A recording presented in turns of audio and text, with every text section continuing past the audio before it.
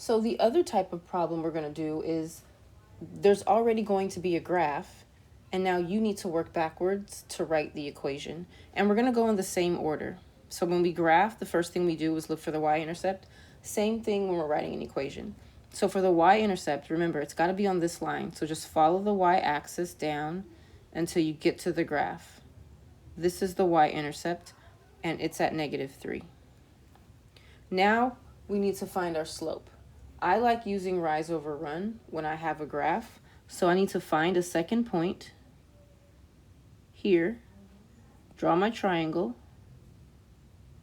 and then I do rise, 1, 2, 3, and I went up, so it's positive, and then run is 1, 2, 3, 4. So it's rise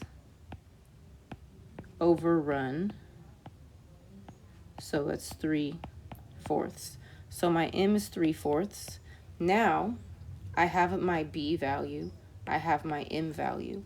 So to write the equation, instead of m, I put 3/4. Don't forget the x. And instead of b, I'm not going to put plus because my b is negative. So I'm going to put -3. And don't forget it starts with y equals. So find your m, find your b, and then plug it in. So those are the two things we're doing. We're graphing or we're writing equations today. So here's our first example. Another graphing one. Start with your y-intercept. Remember, y equals mx plus b. What is b?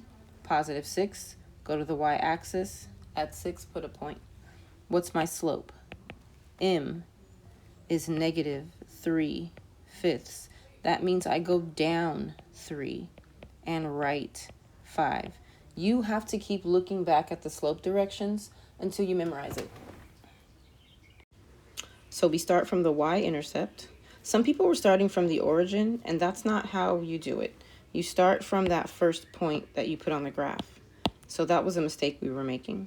So from here, I go down 1, 2, 3, and to the right, 1, 2, 3, 4, 5. Put a point, do it again, down 2, 3, right, 1, 2, 3, 4. Takes me all the way to the edge of my coordinate plane. Carefully connect your points and make sure you add arrows. You can use the line function, so your line should be perfectly straight. They'll look a lot better than mine because I'm not in Pear Deck. So that's it. Now we're going to do some practice problems.